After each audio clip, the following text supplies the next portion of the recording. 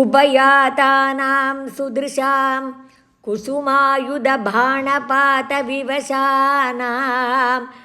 अभिवाञ्छितं विधातुं कृतमतिरपिता जगातवाममिव गगनगतं मुनिनिवहं श्रावयितुं जगित कुलवधूधर्मं धर्म्यं खलु ते वचनं कर्म तु नो निर्मलस्य विश्वास्यम् आकर्ण्यते प्रतीपां वाणीमेणीदृशः परं दीनाः मामा करुणा सिन्धो परित्यजेति अतिचिरं विलेपुस्ताः तासां रुदितैर्लपितैः करुणाकुलमानसो मुरारे त्वं ताभिः समं प्रवृत्तो यमुना पुलिनेषु कामम् अभिरन्तुं चन्द्रकरस्यन्दलसत् सुन्दरयमुनातटान्तवीथीषु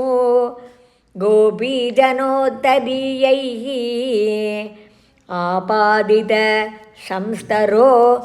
न्यषीदस्त्वं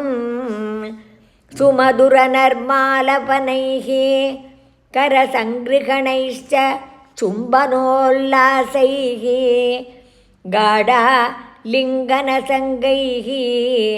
त्वम् अङ्गना लोकमाकुली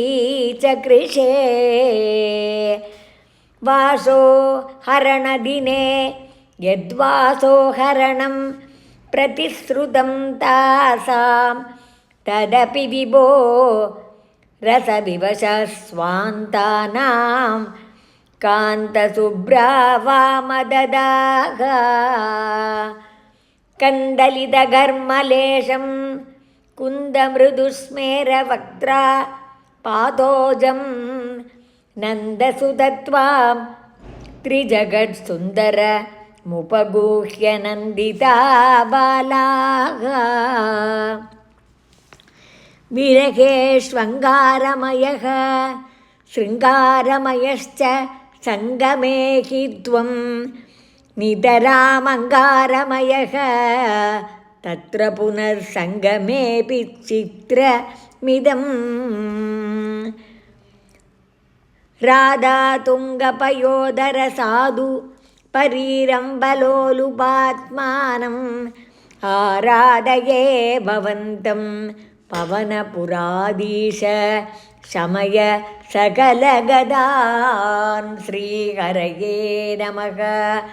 गोपिका जीवनस्मरणं गोविन्द गोविन्द आनन्दचिन्मयने शरणं